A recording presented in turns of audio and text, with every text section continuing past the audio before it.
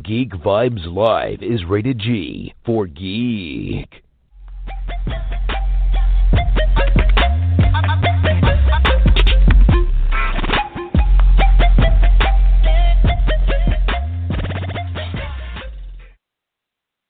Welcome to an all-new episode of Geek Vibes Live Interview. I'm your host, Jawan, and today we will be talking to the writer and director of the new hit film Capone, Josh Trank.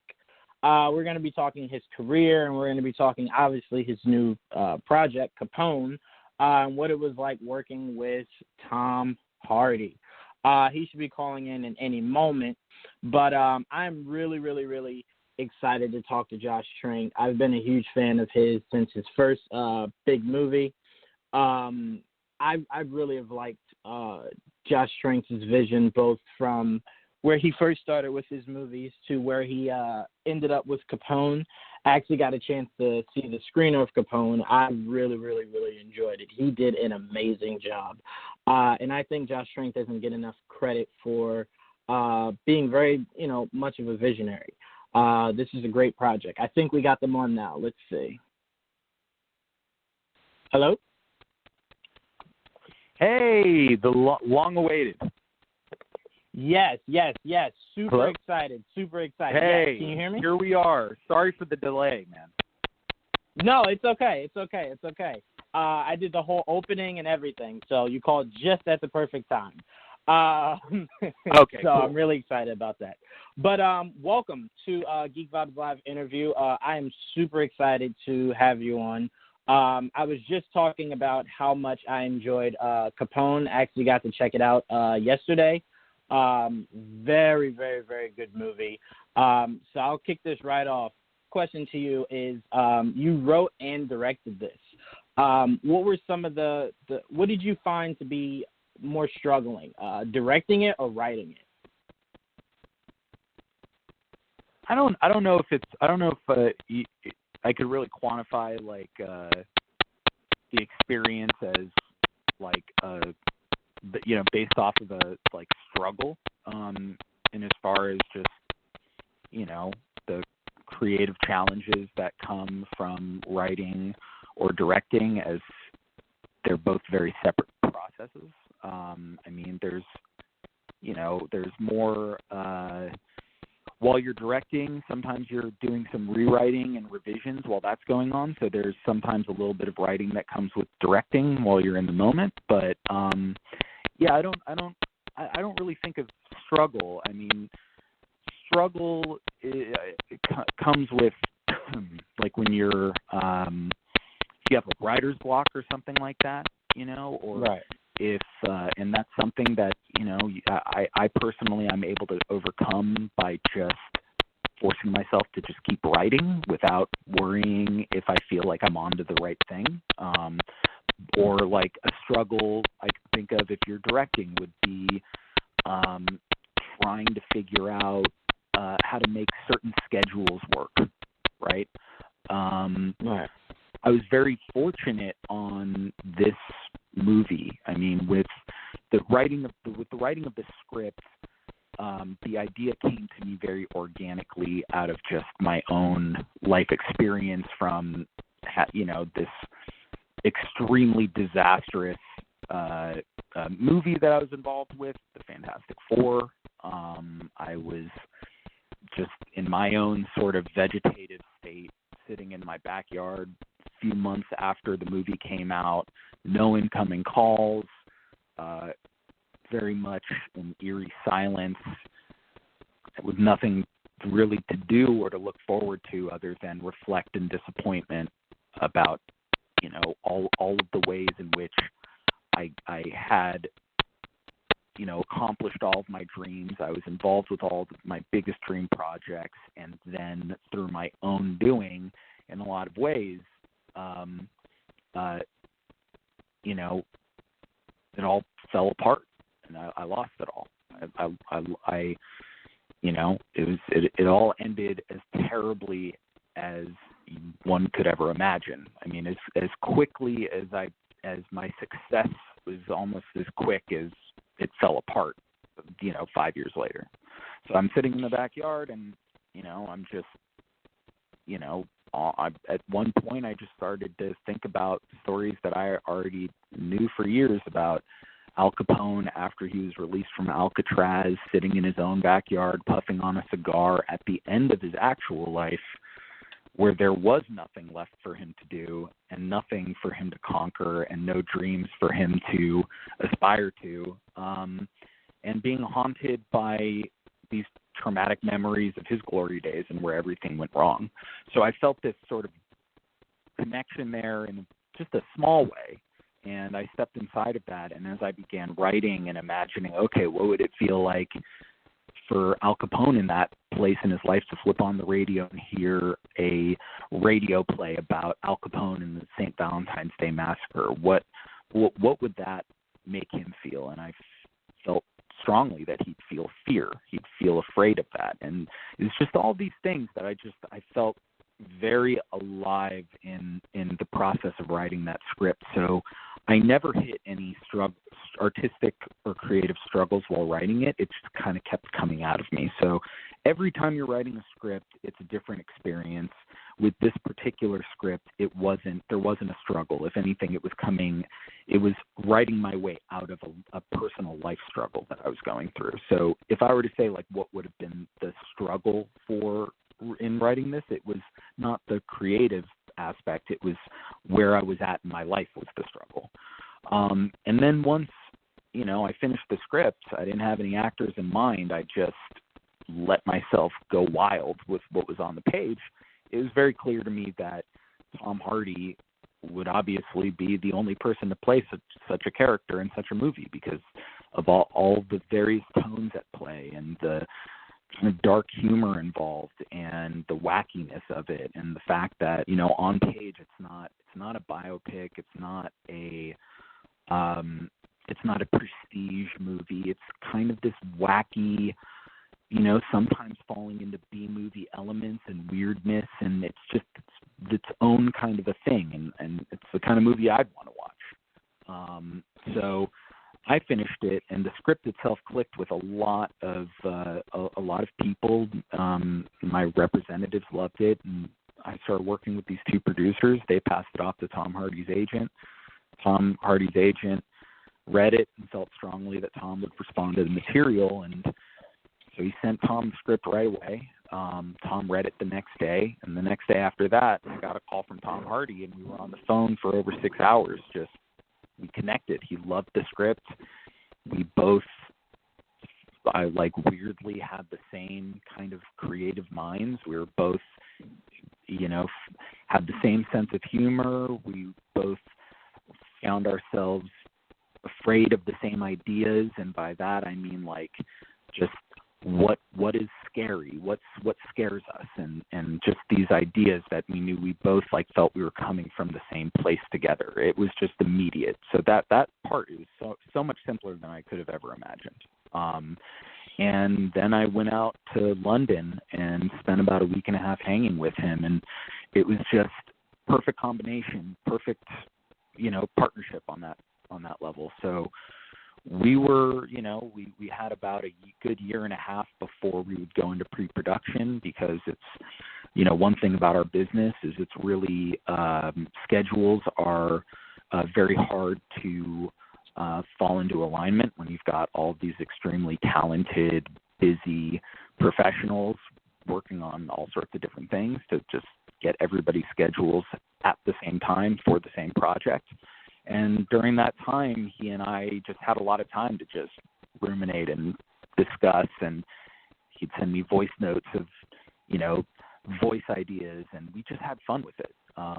So I had a lot of time for prep before I actually got to Louisiana for production. Like I was saying, it was about a year and a half, maybe a little less than a year and a half. And in about the last 4 months before I hit the ground for our 8 weeks of pre-production, I spent that time working every single day with my storyboard artist, Troy Morgan, and with my assistant, who's our associate producer on the film, John Ferry, in creating basically this 500-600 page long production Bible that included hundreds and hundreds of pages of extremely specific storyboards, frame by frame, tons of overhead diagrams, which I always love to draw, to just as basically a communication tool to all of my department heads, so that my production designer, my cinematographer, and my costume designer, and just everybody who I'm going to be collaborating with, so they can have a living, breathing document at their disposal, so that when, if, for instance, we're all running around in pre-production, and I'm, and as a director, you're always moving in tons of different, you're being pulled in tons of different places to get a lot of stuff done in a short amount of time. So your people you're collaborating with don't always have FaceTime with you when they need it. So for them to have essentially a very thorough document to bury themselves in when they're not able to sit down with me, I find it to be extremely helpful. And the question is, well, if you're being that precise and that overly prepared before you actually hit the ground, does that leave any room for everybody else to put their creative input into? And the answer is it more so, because it's a collaborative document. It's a collaborative document for everybody to go, oh, okay, well, I know what's inside the director's head. And that's what is the hardest thing for a lot of people working on a movie, is to figure out exactly what the director wants so that they can contribute back to it. So that was very helpful. And once we got there, it was absolutely the smoothest pre-production experience I've ever been a part of as either a director or anything else. So the experience of pre-production on the movie was, there was almost hilariously no struggle involved whatsoever. And like I was indicating earlier, in what I was saying about what kind of struggles come with directing, and it mainly has to do with, hopefully, if there's not all kinds of craziness and crazy people and crazy things happening, if it's going the way it should, which on this it absolutely was, your struggles are logistical, scheduling, things like that.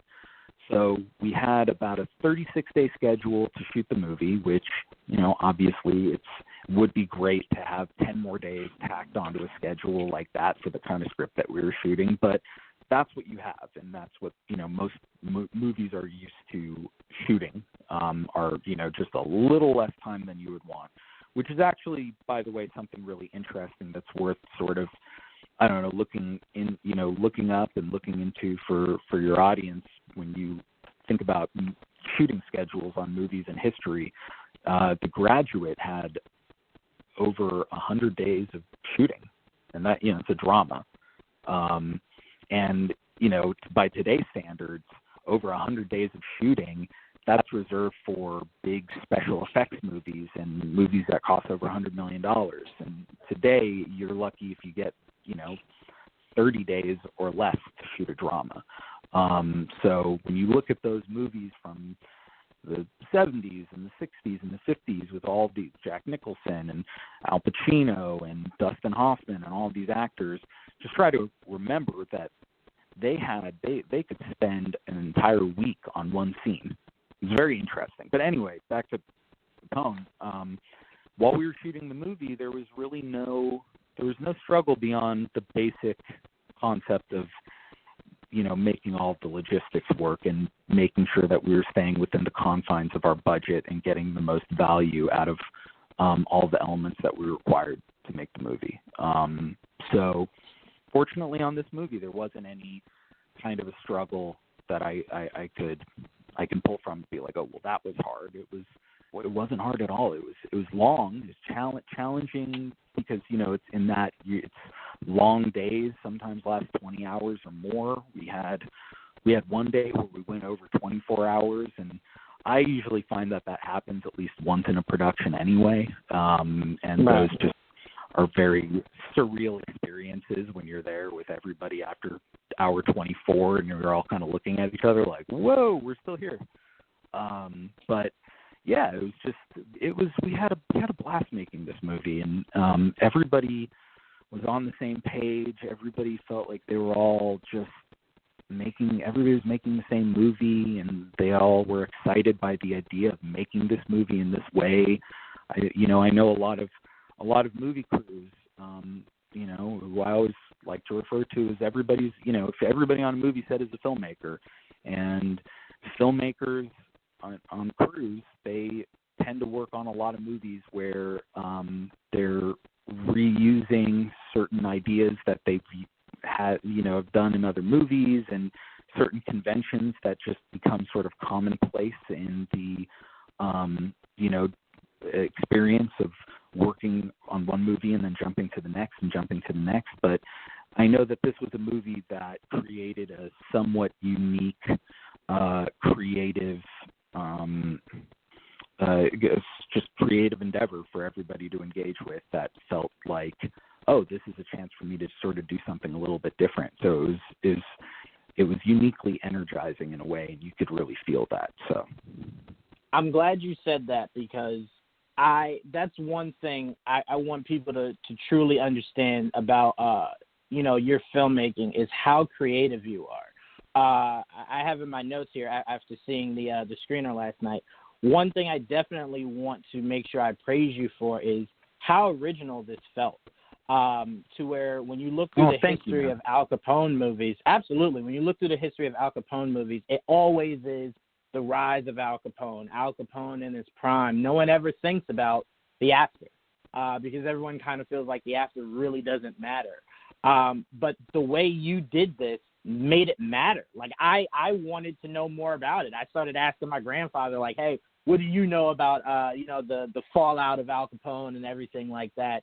And to me, the great storytelling that you did and the great job you and Tom were able to do with this movie, I think it will then now spark conversation for the after. Because as much as we glorify the before, like I said, your storytelling made it so much more appealing to the idea of what happened after. What did he do after? Before he died, like what happened?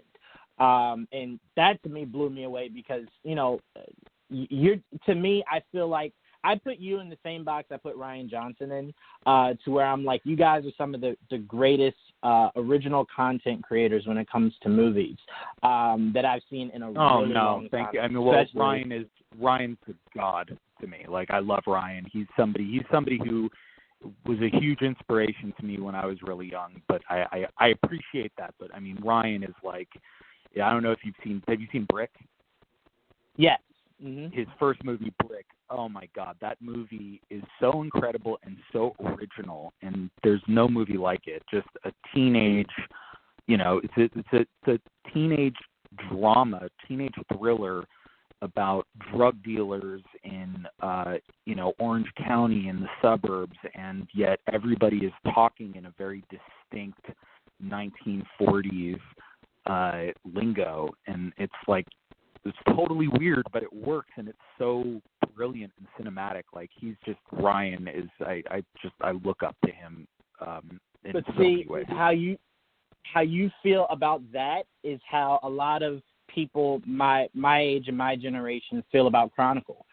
It's one of the movies that got me into wanting to write and wanting to look at directing. You inspired a lot of people with Chronicle. That movie is at the apex of what people think of just great original concept filmmaking, to where it's not like I haven't seen anything like Chronicle before it. I haven't seen anything like Chronicle after it. That was so unique and so original. So what you view Ryan as, we view you as. I just wanted to let you know Chronicle inspired a lot of people. How touching that is. That's very touching. I'm speechless to that, and all I can say is that, to me, the most important thing is whether I'm on the right track or the wrong track, in as far as, mass appeal, right? Like, I've been thinking a lot about how Chronicle, there was a large mass appeal factor to that was not necessarily intended on my part, because when I view that movie, I mainly think about the darker elements of child abuse and Right. bullying and a lot of the darker things that are more ugly and uncomfortable. But out of that came this wish fulfillment and these sequences that I think just felt so universally relatable to a lot of people in ways that was, like sort of a byproduct of ideas that started from a very sort of dark and frightening place.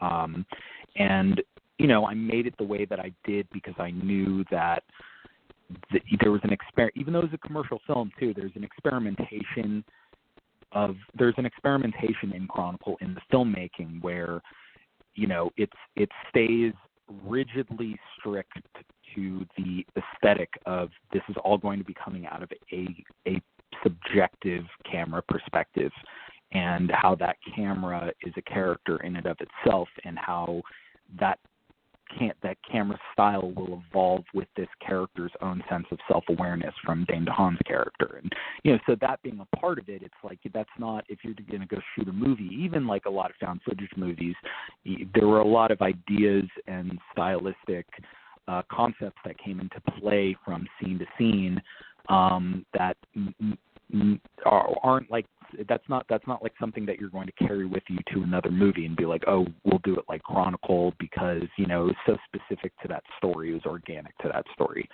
So like the way I think with Capone, there were so many elements of this movie that stylistically and thematically and how everything connects with each other that only makes sense for this movie. And I know that for myself, the way that I grew up self-educating on cinema and the filmography of directors who I looked up to, and, the modern directors of my childhood, such as, Danny Boyle and Quentin Tarantino, Robert Rodriguez, Kevin Smith, Paul Thomas Anderson, Joe Carnahan. I was looking at everybody and just thinking like, okay, what if I'm to break down what it is that they're doing, and each one of these people, each one of these filmmakers, they were doing something extremely specific that if you were paying close enough attention, you could break down and study and understand. So while there's a lot of intricacy and minutia in what I'm talking about and all this stuff, I would just hope to assume that if I was as into it as I was, I know that like yourself and anybody in your audience, and that there are a lot of minds out there that are thinking the same exact thing, because what we're all connected by is our just deep, almost religious love for cinema. So right. For me, there's nothing more gratifying to hear than if I hear about anybody who's really looked at Chronicle or is now looking at Capone, and they're really thinking about like, well, what about this movie makes it unique, and what about it is like, what's the thought process behind that? Because these are thoughts that are going to ultimately lead to people like yourself and everybody else picking up cameras and creating their own stories and thinking about things with that level of detail and passion. I do have to ask you before I let you go, because you got to go. I do want to ask you. My audience would kill me if I didn't ask you this. Say what you Sure. can. If you can't say much, I understand.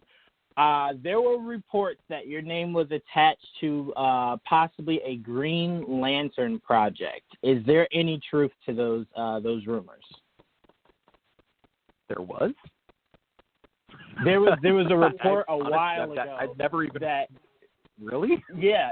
So I'm assuming I was expecting you to nothing. say. That's funny. I was expecting you to say like Boba Fett or like to ask another question about Fantastic Four or something, but no. I mean, I don't even. Is that Warner Brothers? Yeah, it would be because it's DC. Yeah. No, I've never. It's the first I've ever heard of it. So I'll ask you this then: is there any interest in a DC character? Is there any DC character you are interested in directing?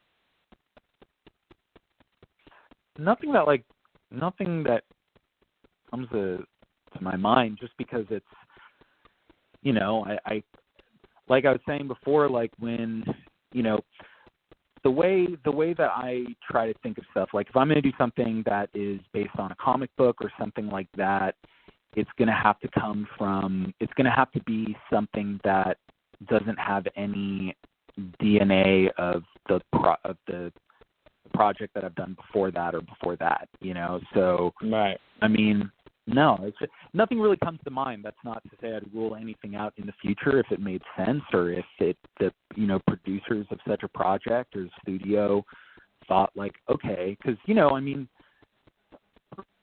like it's hard for me to know because I've been very much inside of my own world since Fantastic Four fell apart. I mean, Capone was, we had a great budget on Capone, but it wasn't by any means like a typical studio movie. It was just more of like an independent film with a good budget. So I haven't been doing those rounds with the studios, and I mean, I would only imagine that there's still a bit of a stigma because of the Fantastic Four and just like all that bad press that was still there. And I feel like I probably still need to make a few more things in the movie space that would make sense and maybe click in the right way before I would imagine a studio thinking like, hey, you know what, Josh Trank would be like, this would be great, Josh Trank, and the fans will love it. You know what I mean? Like, yeah. So I don't know, but like I try to keep an open mind because while I am somebody that is, I wake up in the morning and I think in like, I've got these like parameters and, ways that I try to like do things. If there is one big lesson I've learned in my life, it's like, you just got to always keep an open mind because you never know what a great, experience may lie in the future. I mean, it's as much for me about connecting with the right people creatively and collaboratively as it is anything. So, for instance, like, if we're talking about DC or Warner Brothers, like, it's not about me saying I'm going to rule out superhero movies or anything like that, but it's about, okay, if I'm going to engage on something like that, I have to be the right fit for them and they have to be the right fit for me so that we will have a healthy creative process together. That's what everybody would want. Nobody wants to feel like they're going to work or they're going to, be involved in something where in the back of their mind they're trying to figure out, okay, how do I like sway, my partners in this project to understand that it needs to be this when they think it's that. Like that's counterproductive. So, I've honestly never heard the Green Lantern thing. That's pretty funny. But yeah, and that's not obviously. Look, if there was, I'd say it, but like I don't have anything to hide. But like I don't know. That's pretty funny. Where did that come from? Like message boards or something? It was on one of those sites that had like a short list of directors that at the time was apparently floating around Warner Brothers, kind of like they had an eye on, and your name was like kind of. Oh, okay. You know what? Yeah. You know what the thing is with those, and maybe it's a good thing to know just for like, in terms of like being able to read between the lines with those things, or it's like this is a bit of insidery stuff, right? So, whenever there's a project that's in some sort of a development, that's in some sort of stage of early development at a studio where it's in the hands of the studio executives and maybe the producers that are involved with it, they'll come up with, a long list of potential directors to talk to or potential actors. And most of the time, like, I mean, I could be on, there could be a lot of lists that I could be on or might not be on, but I would never know about it because they're just because you're on a list, they're not reaching out to you. It's usually they're just coming up with a list, and sometimes those lists get emailed out to assistants, and then sometimes, those people get those emails and they're like, oh, but like I wouldn't read too heavily into like if you find out there's a director is on a list for something, it never really means anything. That's why, but like again, I understand that it's good for clicks because it generates interest. Like, right. Oh, so and so could possibly do this, but behind the scenes, just know that it's usually like, wait, huh? Like Wait, what? Really? Oh, I don't know. That's the first I've heard of it. I mean, I've certainly haven't gotten a call from my agent being like, "Hey, do you want to talk to so and so about Green Lantern?" That would be I would remember that call. No, definitely. And before we both get in trouble, I'm going to let you go. Josh, I want to thank you so much. Oh, man. Capone it's a pleasure. is Thank you. masterpiece. Absolutely. And thank you again for definitely motivating a lot of us up-and-coming writers and directors.